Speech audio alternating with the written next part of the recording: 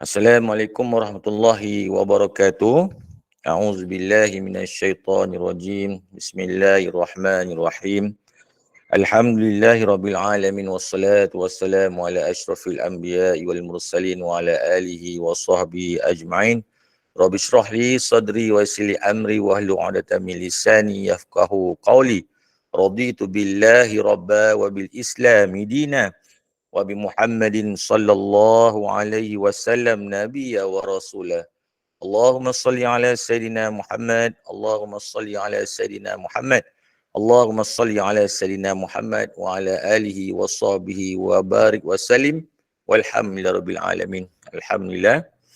Yang saya kasihi pengurusi majlis, itu moderator kita pada pagi ini, iaitu Bonda Akia, dan juga yang saya hormati pengurusi Agama Nur Iman Bonda Rosniayati, dan juga yang dikasihi oleh Allah SWT barisan ahli jawatan kuasa Agama Nur Iman, dan juga tuan-tuan, puan-puan, hadirin hadirat, datuk-datuk, datin-datin, para guru, para doktor, ibu-ibu dan ayah-ayah yang dikasihi oleh Allah SWT.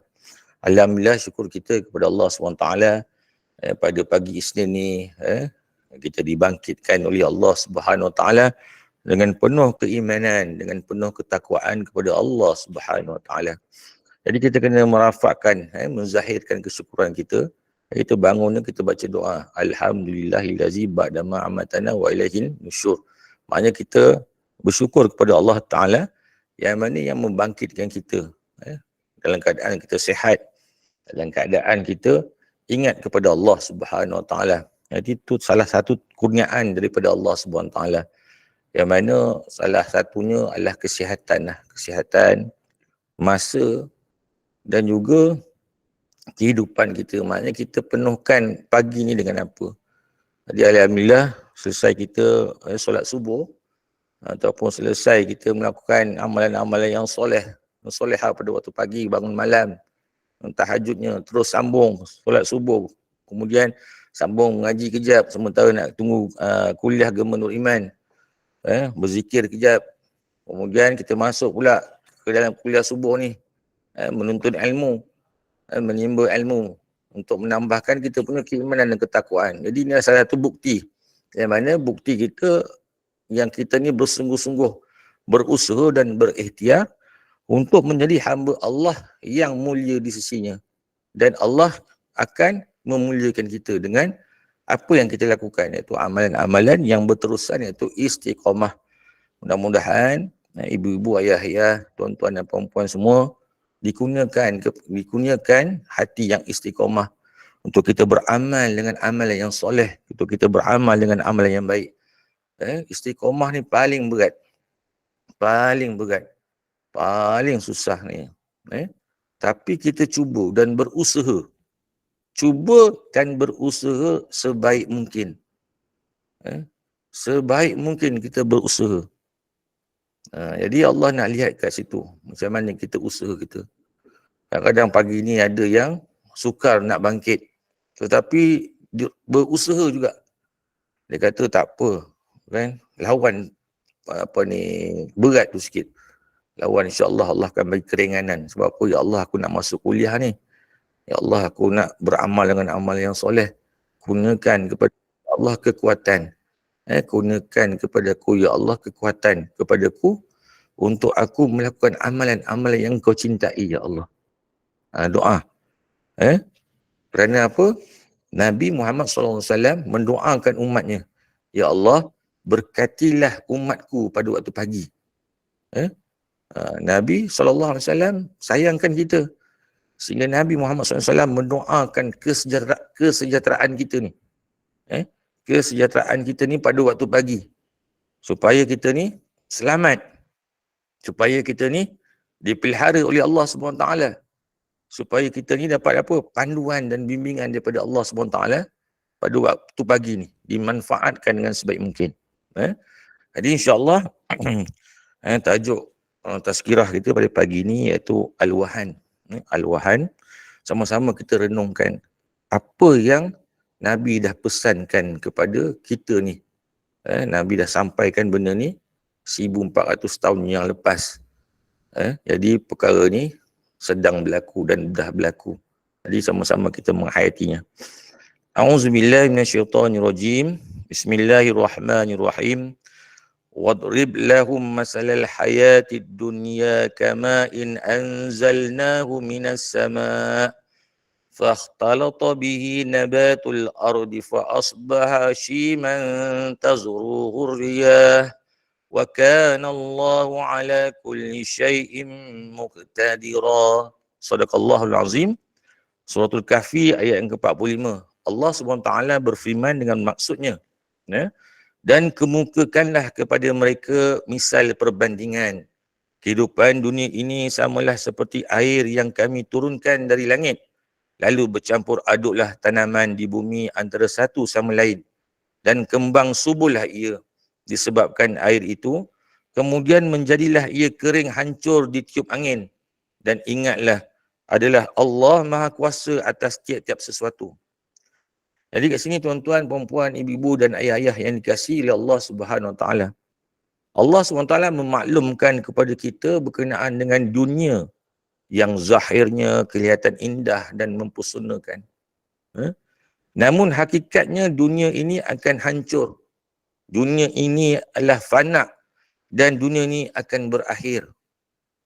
Dan jangan sesiapa sekalipun tertipu dengan keindahan-keindahan dunia dan godaan-godaan dunia ini, yang mana godaan-godaan ini akan mengakibatkan manusia menjadi lemah dan manusia akan hidup dalam suasana yang hasad dengki, yang tamak, yang penuh dengan pengkhianatan, yang penuh dengan permusuhan dalam merebut dunia.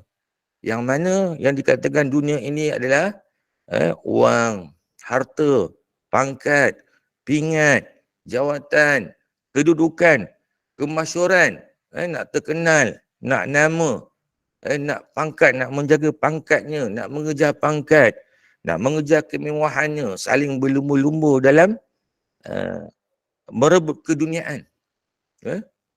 Maka sini Allah ingatkan kita supaya kita ingat, berhati-hati dengan keindahan dunia dan berhati-hatilah dengan godaan-godaan dunia ni yang mana boleh merosakkan jiwa manusia, merosakkan hati manusia dan merosakkan jasad manusia itu.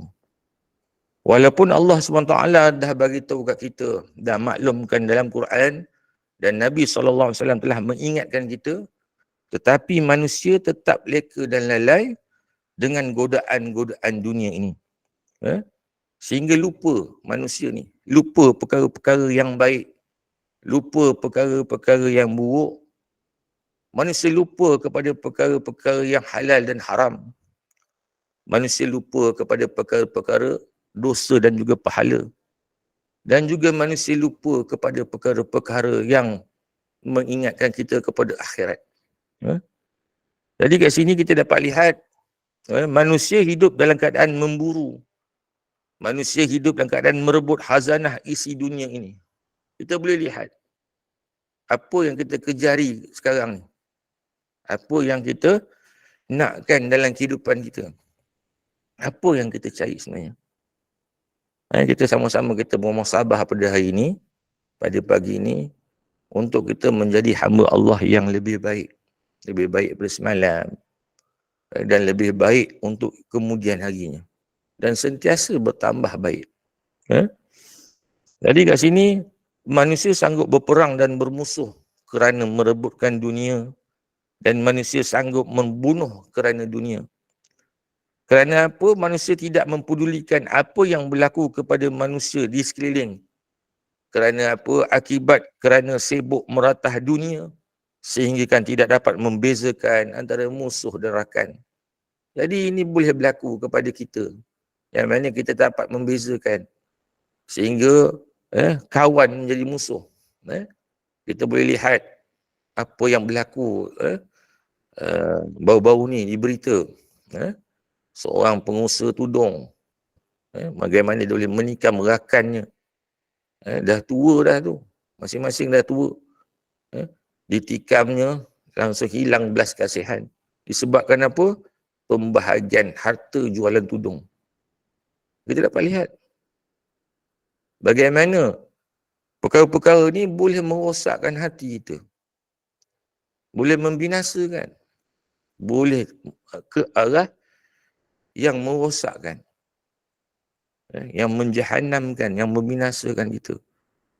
Kalau kita boleh fikir secara bertimbang rasa, maknanya hal jualan tudung je pun takkanlah sampai nak berbunuh-bunuhan sehingga dibiarkan di tepi jalan. Jadi kita boleh lihat bagaimana perkara-perkara ini boleh menyebabkan hati kita ni rosak. Bahkan sebahagian mereka lebih menganggap musuh itu sebagai kawan sejati. Akhirnya mereka diratah, dibaham dan dikuasai oleh musuh. Jadi kita kena ingat, apabila kita ni di tahap lemah dan kita dipandang hina dan tidak mempunyai sebarang kekuatan, boleh jadi kita telah dihinggap dengan penyakit-penyakit alwahan. Penyakit-penyakit alwahan. Alwahan ni apa tuan-tuan dan perempuan? Alwahan ni ada dalam hadis Nabi SAW, iaitu an Sauban qala Rasulullah SAW, yushikul umamu an tada'a alaikum kama tada'al akalatu ila qas'atiha faqala qailun wa min qillatin nahnu yawma izin qala bal antum yawma izin kasir walakinnakum gusa'un ka gusa'is sayli wala yanza'anna Allahu min suduri aduwikum al-mahabata minkum wala yaghzifanna Allahu fi qulubikum al-wahna faqala qailun ya Rasulullah wa mal wahnu qala hubbud dunya wa karahiyatul maut. Yang mana yang bermaksud daripada Sauban, ia berkata Rasulullah SAW bersabda, hampir umat-umat berkerumun memusuhi kamu, iaitu umat Islam, seperti orang yang kuat makan mengerumuni makanan di dulang. Seorang lelaki bertanya, apakah kami waktu itu jumlahnya sedikit? Baginda SAW menjawab, jumlah kamu pada waktu itu sangat banyak, namun kamu seperti buih di laut. Sungguh Allah mencabut kehebatan gerun yang ada pada kamu daripada hati musuh, dan Allah mencampakkan ke dalam hati kamu penyakit al-wahan. Seseorang lalu bertanya, wahai Rasulullah, apa itu al-wahan? Baginda menjawab, cintakan dunia dan takutkan mati. Hadis riwayat Abu Dawud nombor 3745 serta hadis-hadis yang sahih. Jadi tuan-tuan, perempuan, ibu-ibu dan ayah-ayah yang dikasihi Allah Subhanahu Wa Taala. Ini adalah pesanan Nabi SAW yang mana Nabi ingatkan kita supaya jangan jadi umat seperti buih. Apa yang berlaku sekarang ni, kita dapat lihat. Yang mana akan sampai suatu masa umat Islam bilangannya ramai, namun penghayatan kepada amalan Islam, kepada ajaran Islam amat sekali longgar. Dan penghayatan terhadap Al-Quran dan Al-Hadis tidak dihiraukan lagi, semangat jihad dan pengorbanan semakin luntur. Jadi ini kita dapat lihat tuan-tuan dan perempuan, ibu-ibu dan ayah, apa yang berlaku.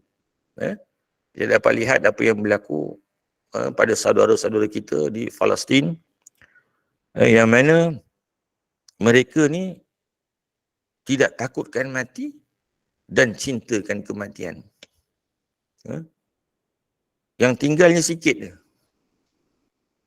Nak membezakan kita di sini, kebanyakannya kita ni lebih mencintakan dunia dan tidak takutkan mati. Maknanya kita ni lebih takutkan kematian lah.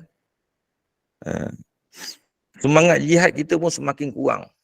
Kita dapat lihat bagaimana jihad kita di sini dan jihad mereka di Palestin. Bagaimana mereka tidak meninggalkan tempat tinggal mereka. Mereka berlawan, berjihad dengan bersungguh-sungguh kerana Allah Subhanahu Wa Taala, sehingga tidak gentar mereka dengan lawan yang kuat. Boleh dikategorikan tentera paling kuat dalam dunia nombor 6. Hebat dan hebat, tetapi mereka tidak gentar dan mereka tetap berlawan mempertahankan tanah Palestin. Tanah Gaza yang sikit tu dia mempertahankan. Bagaimana mereka berjuang berhabis-habisan. Ini kita nak tahu, kena faham penyakit al-wahan ni telah menghinggap di dalam dada-dada umat Islam sekarang ni, di akhir zaman. Sebab tu ada yang macam-macam lah. Bantuan tak dibantu, kenapa umat Islam tak bantu, kenapa negara Islam tak bantu. Jadi salah satunya adalah penyakit-penyakit cintakan dunia ni telah ditanam di dalam hati umat Islam. Musuh Islam mengerumuni umat Islam seperti mengerumuni makanan kerana tidak ada lagi rasa gerun di atas kehebatan yang ada pada umat Islam. Maknanya sekarang ni kita dapat lihat bagaimana mereka mengerumuni umat Islam seperti seorang pelahap yang nak makan. Dia kerah, dia memang dia perah habis-habisnya. Kita dapat lihat di semenanjung Gaza, dia perah, hospital pun dia bom, sekolah PBB pun dia bom. Dia tak kira dah. Dia tak kira. Dia kata, siapa yang nak halang dia? Dia bomnya semua. Dia nak tunjukkan dia punya kehebatannya depan negara-negara Islam yang lain. Kerana apa? Dia dah tak ada rasa lagi gerun dah. Orang bukan Islam ni, dia dah tak rasa gerun. Israel Zionis ni, kerana apa? Sifat yang ada pada umat Islam adalah ingin memenuhi keperluan nafsu masing-masing. Kalau dulu umat Islam bilangannya sedikit tetapi gerun orang bukan Islam.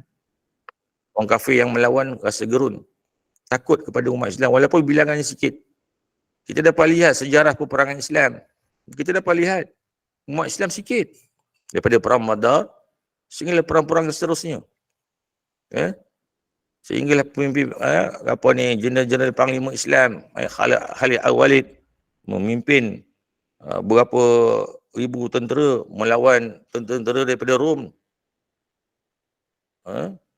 Ratus ribu lawannya. Bagaimana sahabat-sahabat Nabi yang lain berperang dengan jumlah bilangan yang sikit.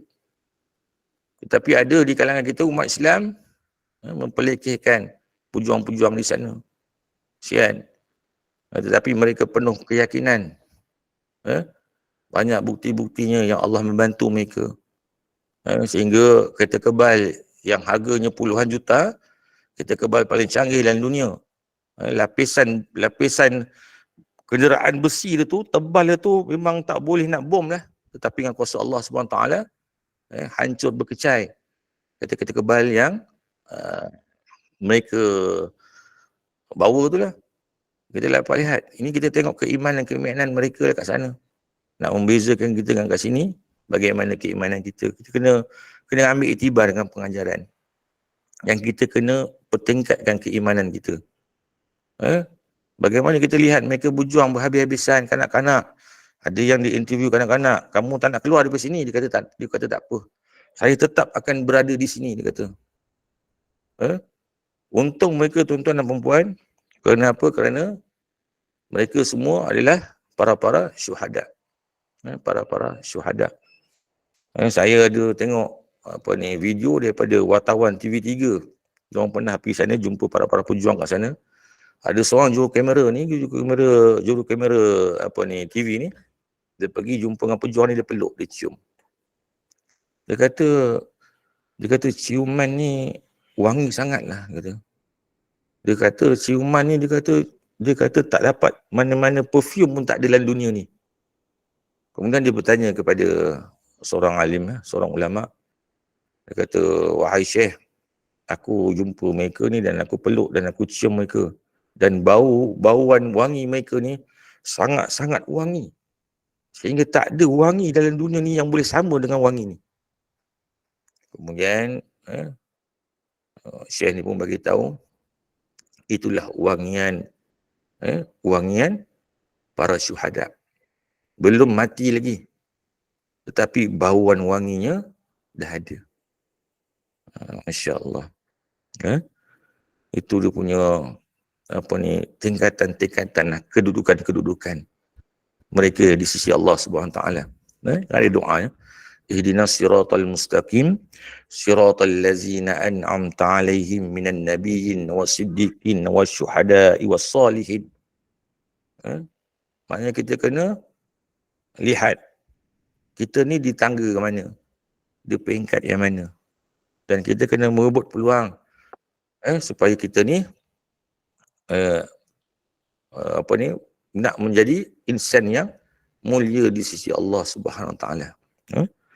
Kemudian walaupun bilangan umat Islam ramai, namun umpama buih tiada kekuatan dan kemuliaan, ditiup angin pecah dan berterbangan, tidak tahan lama menghadapi suasana dan cabaran.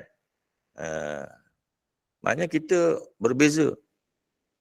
Cabaran mereka kat sana, kita kena lihat, kita kena buat perbandingan bagaimana mereka kat sana dengan tak ada elektrik, tak ada air, dengan tak ada makanan, sumber makanannya, bagaimana mereka tetap memang tinggi sangatlah keimanannya. Susah nak cakap, kita tak ada elektrik 4 hari pun dah menggagau, tak ada air 4 hari pun dah riuh. Bagaimana kat sana tu cabarannya, ujiannya, nak berbeza, nak berbanding dengan kita ni macam mana.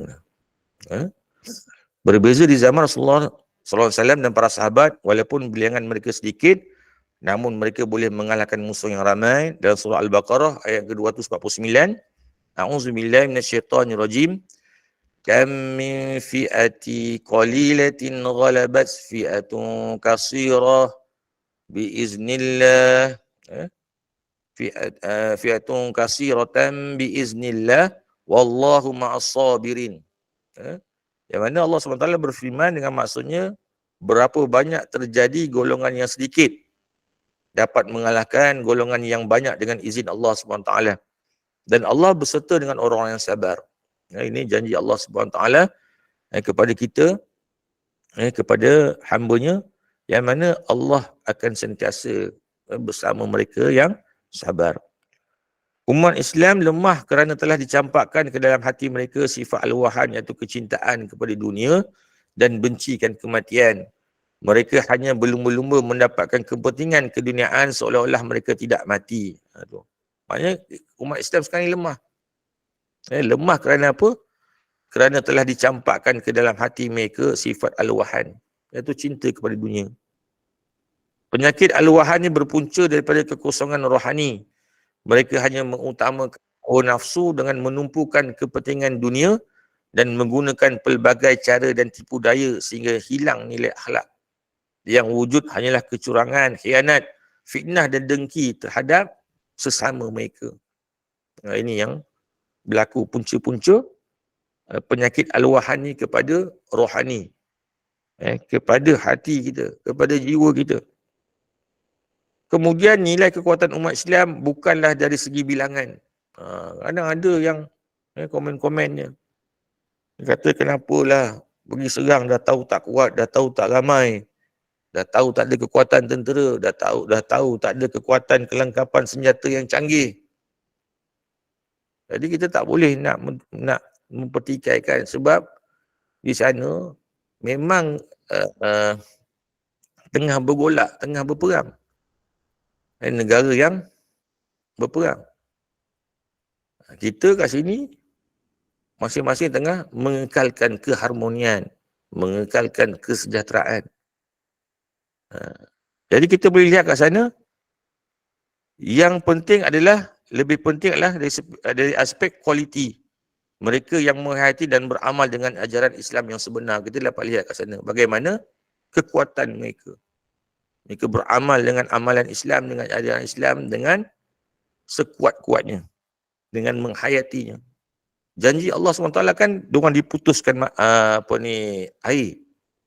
Selama berapa hari tak ada air.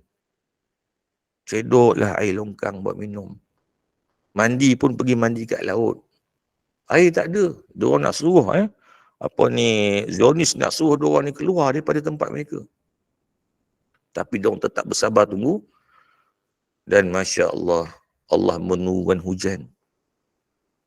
Dan mereka yakin itulah bantuan daripada Allah SWT. Ada budak kecil tu, video budak kecil, dia kata apa? Lihatlah kalian semua, Bantuan Allah SWT telah datang. Lihatlah. Kita ada air banyak. Tak lari, budak kecil, tak lari, tak ada keluar nak pergi ke kem-kem pelarian, tak ada. Walaupun diasak, diasak bertubi-tubi, diasak dengan seteruk-teruknya. Budak kecil, sampai wartawan tanya, tak nak keluar dari sini, dia kata nak. Dia kata dia takkan tinggalkan. Dan dia yakin dengan janji-janji Allah Subhanahu Wa Taala. Bayangkanlah hujan turun. Mandi puas-puas, ada bekalan air. Kita dapat lihat bagaimana Allah membantu mereka yang beriman ni. Kuat hati diorang. Nak berbanding dengan kita lah, baru sedikit cabaran, baru sedikit ujian dengan dugaan. Bagaimana? Kita kalau dapat tengok tu macam mana, menitik air mata kita. Tu pasal kita kena perbaiki iman kita. Kita lihat perbandingan tu, kita perbaiki. Bagaimana air tak ada tu, saya tengok Masya Allah. Saya tengok dia ambil video, ada wartawan ambil video. Seorang ayah tu tengah cedok air kat lopak. Air tu kan kotor kat lopak. Tapi dia cedok juga. Dia tapis nak buat minum. Bila tengok Allah turunkan hujan, dapat menampung yang meramai. Semua menjerit mendoa. Ya Allah, sampai dia tunjukkan. Dia rekod tu. Boleh tengok nanti. Boleh tengok. Memang kita akan tersentuh dan kita akan menitik air mata. Kita akan dapat rasa kenikmatan keimanan. Kita akan dapat rasakan betapa sayangnya Allah ni kepada mereka yang bersabar. Kita kena ambil pengajaran. Saya lihat sampai budak kecil je. Budak kecil, ya Allah. Budak kecil pun dah diuji macam tu. Allah nak tengok. Allah timpakan ujian yang berat kepada kita ni, Allah nak tengok. Sedangkan Nabi pun ditimpa ujian yang berat. Sebanyak 25 para Nabi Rasul, ada 5 Nabi Ulul Azmi yang ditimpakan ujian yang berat. Untuk apa? Untuk dimuliakan oleh Allah Subhanahu Wa Taala. Mereka di sana, di semenanjung Gaza tu semua dimuliakan oleh Allah Subhanahu Wa Taala. Bagaimana? Saya tak boleh lah nak tengok. Bila dia tadahkan air hujan tu, sampai dia tunjukkan inilah janji Allah SWT. Dia sampai dia kata dengan kita, kat mana kita, mana kalian punya keimanan kepada Allah SWT. Kenapa kalian takut? Jadi insya-Allah kita cuba yang terbaik lah. Kita cuba yang terbaik. Kemudian kita kena berusaha membina kekuatan jati diri kita serta menunaikan tanggungjawab ukhuwah untuk saling tolong-menolong, bantu-membantu untuk memastikan kekuatan Islam di hadapan, bukan untuk kepentingan kepribadian. Dan kita kena bantu. Kita bantu mereka. Salurkan, ada kesedekah ke apa, salurkan doa. Pun salah satunya, solidariti kan. Itu pun salah satunya. Yang penting kita ada. Rasakan keimanan tu. Kemudian, punca penyakit ni muncul kerana hati yang bertaut kepada dunia dan merasakan dunia tempat nikmat yang sebenar. Kita dapat lihat mereka yang kat sana tu, dia dah rasakan, dia dah nampak akhirat. Kita ni kat sini nampak dunia lagi, kita masih tak nampak akhirat. Mereka yang kat sana tu dia tak nampak dunia, tetapi dia dah nampak akhirat kat sana yang tengah tunggu mereka. Dia nampak akhirat tu tengah tunggu. Kan dia dapat lihat bagaimana bila ditengok di runtuhan-runtuhan, tangan mereka sedang memegang tasbih, tak lari kena bom. Dia tahu tentera Zionis nak serang, dia duduk kat rumah. Bila cek dalam runtuhan, tangan sedang memegang tasbih. Ada satu tangan memegang tasbih, ada satu lagi tangan tengah menunjukkan jari telunjuk. Tengah menunjuk la ilaha illallah. Tengah memegang tasbih. Ada seorang wanita tu, dia tak lari mana-mana. Dia pakai pakaian cantik-cantik, pakai tudung yang cantik, apa semua. Tudung yang ni maknanya bersedia untuk mati. Dia tak lari, dia tunjukkan gambar. Dia duduk kat dalam rumah. duduk dalam rumah. Dia kata, untuk apa ni? Dia kata, aku makan cantik-cantik ni, aku dah bersedia untuk menerima kematianku, menjemputku. Nampak hebat. Kita masih lagi rasa takutkan mati. Nampak? Sana dah bersedia dah, diorang dah bersedia. Tu kita kena ambil pengajaran lah. Kita kena mencontohi. Contohi dia punya keimanan dan ketakwaan mereka. Bagaimana kekuatan yang mereka dapat tu. Mereka menghayatilah ajaran Islam ni dengan sebaik mungkin. Okey, kemudian dalam firman Allah SWT dalam surah Al-Imran ayat ke-14, Zuyina linnasi hubbus syahawati minan nisa'i wal banina wal qanatir al-muqantarati minaz zahabi wal fiddati wal khayli al-musawwamati wal an'ami wal hars. Zalika mata'ul hayatid dunya wallahu indahu husnul ma'ab. Dijadikan indah pada pandangan manusia kecintaan kepada apa-apa yang diingini, iaitu wanita-wanita, anak-anak, harta yang banyak dari jenis emas, perak, kuda pilihan, binatang-binatang ternak dan sawah ladang. Itulah kesenangan hidup di dunia. Dan di sisi Allah, tempat kembali yang baik, iaitu syurga.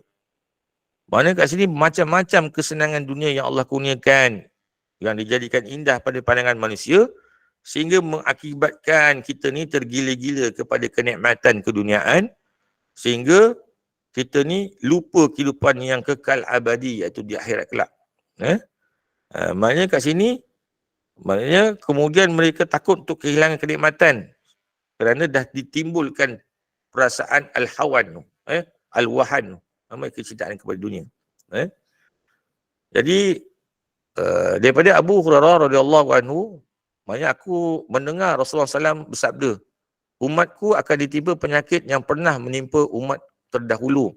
Sahabat bertanya, apakah penyakit-penyakit yang pernah menimpa umat terdahulu itu? Nabi pun menjawab, penyakit-penyakit itu ialah, yang pertama, terlalu banyak bersukaria. Yang kedua, terlalu bermewah-mewahan. Yang ketiga, mengumpul harta sebanyak-banyaknya. Yang keempat, penipuan dalam merebut harta-harta benda dunia. Yang kelima, saling memarahi. Yang keenam, dengki-mendengki sehingga menzalimi antara satu sama lain. Itulah 6 penyakit yang pernah Allah timpakan kepada umat-umat yang terdahulu.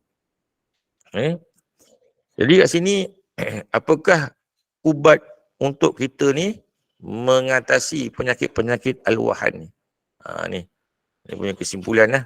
Kesimpulannya, untuk kita ubati penyakit al-wahan ni, setiap penyakit ada ubatnya. Begitu juga dengan penyakit-penyakit ini. Maknanya salah satunya adalah kita hendaklah belajar untuk bermujahadah. Bermujahadah ni untuk mencintai Allah Subhanahu Wa Taala, mencintai Rasulullah sallallahu alaihi wasallam, dan juga agama Islam dan umat Islam dengan mengorbankan diri dari kehendak duniawi. Maknanya kena korbankan kita punya nafsu kita. Kena korbankan kita punya kehendak kita. Yang mana ianya hanya menjauhkan diri daripada pengabdian diri kepada Allah SWT. Maknanya perkara-perkara yang boleh menjauhkan diri kita ni daripada mengabdikan kita ni kepada Allah SWT. Kerana hakikat cinta ni adalah pengorbanan. Kita kena faham. Hakikat cinta ni kan adalah pengorbanan. Itu yang apa ni?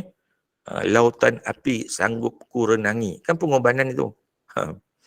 Maknanya kita ni kepada Allah dan Rasulullah SAW kena ada pengorbanan. Kena tinggalkan perkara-perkara yang boleh menjauhkan diri kita ni daripada Allah dan juga Rasul. Dan juga yang kedua, kita kena sedar. Kita kena sedar hakikat sebenar manusia ni. Kita ni diciptakan oleh Allah SWT. Apakah hakikat kita ni dihidupkan di dunia ni? Maknanya kita kena menjadi hamba Allah yang sebaik-baik takwa kepada Allah dan sebaik-baik manusia. Dan yang keempat, kita hendaklah sentiasa mendampingi para-para alim ulama, orang-orang yang soleh, Dan juga kita kena sentiasa menuntut ilmu untuk memenuhi masa kita mengingati kepada Allah Subhanahu Wa Taala. Jadi alhamdulillah apa yang kita lakukan ini adalah salah satu cara kita untuk kita mengelakkan penyakit al-wahan ni mendiami dalam diri kita.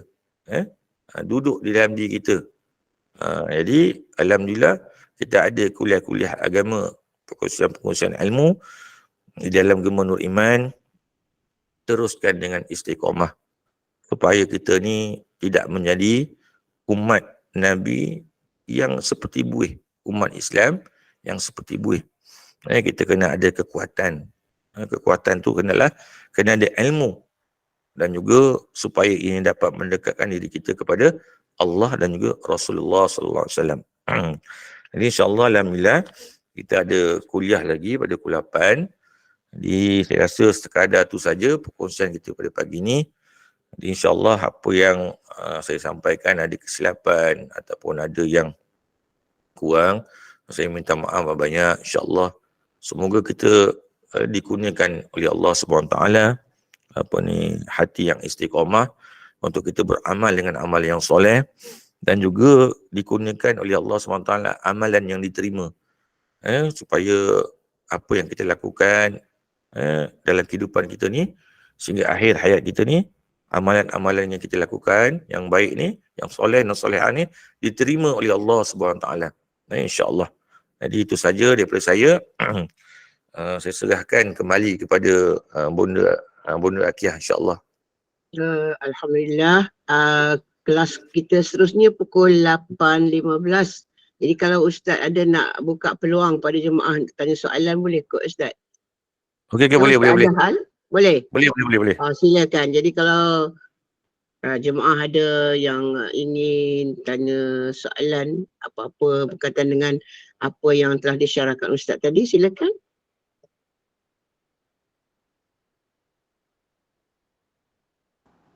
Assalamualaikum Ustaz. Waalaikumsalam warahmatullahi wabarakatuh. Ustaz, kalau kita takut mati sebab kita rasa amal ibadah kita belum cukup lagi, adakah sama dengan disebabkan kita cintakan dunia? Sebab kita takut mati tu sebab kita cintakan dunia kan. Sedangkan kita cakap takutlah mati lagi sebab macam amalan tu belum cukup pun untuk dimasukkan ke syurga. Terima kasih Ustaz. Sama. Bismillahirrahmanirrahim. Jadi satu perkara yang baik adalah kita ingat yang kita ni maknanya kematian. Maknanya ramai yang dia nak ingat kematian tapi dia tak nak ingat. Tu lagi bahaya. Dia macam tak nak dengar lah, tak nak ingat lah. Tu bahaya. Sebab apa? Kematian ni menjadikan kita ni orang yang bijak lah. Dan sebenarnya yang mengingatkan kita ni adalah Allah Subhanahu Wa Taala. Supaya kita ni sentiasa berhati-hati dalam kehidupan kita dan sentiasa kita berusaha untuk menambahkan kita punya amalan, untuk kita menambahkan kita punya keimanan dengan ketakwaan kepada Allah SWT. Jadi mengingatkan kematian ni adalah perkara yang baik. Dan ia adalah sunnah Rasulullah SAW. Nabi menyuruh kita supaya ingat kepada kematian. Supaya kamu ni nanti memang kita akan berubah lah. Kita akan berubah. Dia yang al-wahan ni, dia lebih kepada dia takutkan kematian. Dia lebih kepada keduniaan.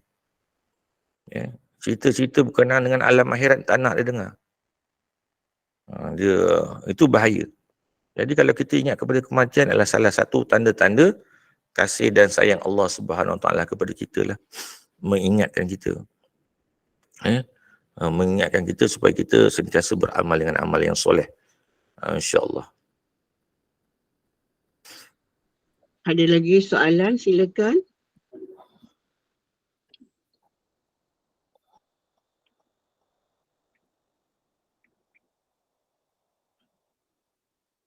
Ada lagi ya?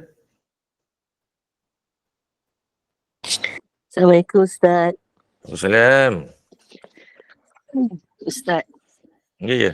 apa ni, bila Ustaz cakap kita sekarang ni lebih utamakan apa yang patut kita ada, kekayaan untuk kesenangan kita apa semua kan Ustaz. Dan baru ni saya diingatkan oleh seseorang bahawa kita untuk ke depan kita harus melepaskan apa yang ada pada fikiran kita, macam apa yang ada pada kehendak hati kita, buang apa semua. Tapi payah Ustaz. Saya faham apa yang dia cakap, maknanya kita buang dunia walaupun bukan semuanya, maksudnya bukan semuanya buang dunia, sebab kita pun perlu makan, perlu minum kan Ustaz. Tapi saya rasa nak kembali ke arah itu tu macam betul-betul, macam saya sendiri pun Ustaz maaf ya, saya dah mengarut ni. Kita nak beristiqamah untuk sesuatu tu pun payah Ustaz. Macam mana tu Ustaz? Okay, bismillahirrahmanirrahim. Jadi itu yang dihadapi oleh kita semualah. Kita semua. Itu yang dihadapi oleh kita semua. Umat akhir zaman. Kita pun dah berada di akhir zaman. Memang di akhir zaman. Jadi sekurang-kurangnya kita berusaha. Memang perkara-perkara tu tak boleh nak lari. Tapi sekurangnya kita berusaha dan kita sentiasa kita ingat pada diri kita. Maknanya jangan sampai menguasai diri kita, menguasai kehidupan kita. Maknanya seperti Puan beritahu tadi, memang perlunya dunia ni, tetapi jangan sampai ianya menguasai diri kita. Perlu kita nak makan, kita nak cari rezeki. Tapi jangan dia ada garis panduan lah. Maknanya dia ada garisan. Jangan kita lebih daripada borderline. Maknanya itu yang akan menjadi dengki-mendengki, khianat-mengkhianat, tak puas hati, perkara-perkara yang boleh merosakkan hati kita, yang mana boleh menjadikan kita ni jauh daripada Allah SWT. Kita kena cepat-cepatlah. Kalau kita tahu perkara ni, kita kena tinggalkan. Itu dikata pengorbanan. Dikatakan pengorbanan. Kalau kita tahu perkara duniawi ni, sama ada mendekatkan diri kita ataupun tidak. Kalau dia mendekatkan diri kita kepada Allah SWT, tak ada masalah. Tetapi bila perkara keduniaan ni menjadikan kita ni jauh daripada Allah, jauh daripada Rasulullah SAW, jauh daripada agama Islam, jauh daripada penghayatan Islam dalam kehidupan, mari kita kena tinggalkan. Itu saja insya-Allah. Terima kasih Ustaz. Ya, sama. Ada lagi soalan? Silakan. Kalau tak ada soalan, kita tutup kuliah kita untuk pagi ini insya-Allah Ustaz. InsyaAllah.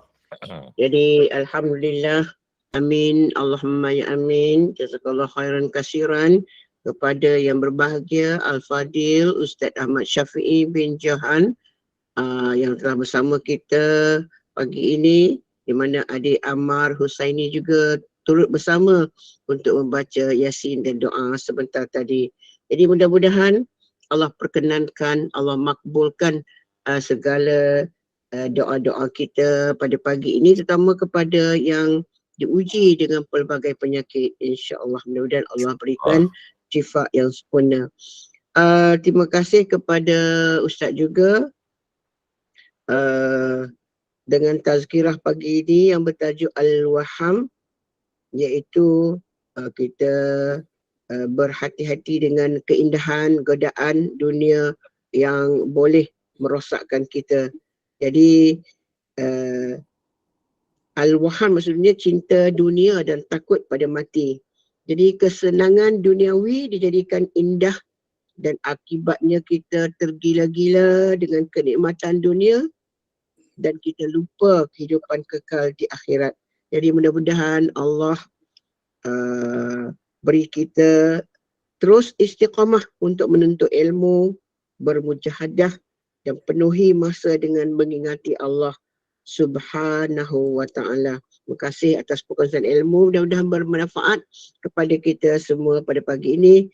Terima kasih kepada tim Gemandu Iman, terima kasih kepada para pencinta ilmu sekalian, mudah-mudahan Allah berikan kita dengan sinar Rabb-Nya dan keberkatan berada di majlis ilmu pada pagi ini. Kita berterusan Allah datangi dengan hidayah petunjuk untuk terus kita istiqamah dalam beribadah, berbuat kebaikan di mana pun kita berada di bumi Allah ini pada ketika ini. Kuliah kita seterusnya nanti ialah pada pukul 8.15 pagi. Kita akan bersama dengan Al-Fadhil Ustaz Rushdi bin Ramli Al-Jauhari, penulis buku Biografi Agung Rasulullah Sallallahu Alaihi Wasallam. Teruskan bersama dengan kuliah sebentar lagi, lebih kurang 15 minit dari sekarang. Dan bagi yang ada urusan, mudah-mudahan Allah permudahkan segalanya untuk kita pada hari ini. Dan sebagai penutup kuliah, sekali lagi mohon Ustaz membimbing bacaan tasbih kafarah dan surah Al-As, dan saya sudahi dengan wabillahi taufik. Wassalamualaikum warahmatullahi wabarakatuh. Waalaikumsalam warahmatullahi wabarakatuh. Jadi insyaAllah yang bertanya berkenaan dengan nota tadi, insyaAllah nanti saya akan bagikan kepada AJK JNI untuk nota kuliah kita pada pagi ini insyaAllah. Subhanakallahumma wa bihamdika asyhadu an la ilaha illa anta astaghfiruka wa atubu ilaik. A'udzu billahi minasyaitonir rajim. Bismillahirrahmanirrahim. Wal 'asr. Innal insana lafi khusr illa allazina amanu wa 'amilus salihati wa tawasaw bil haqq wa tawasaw bis sabr. Shadaqallahul azim.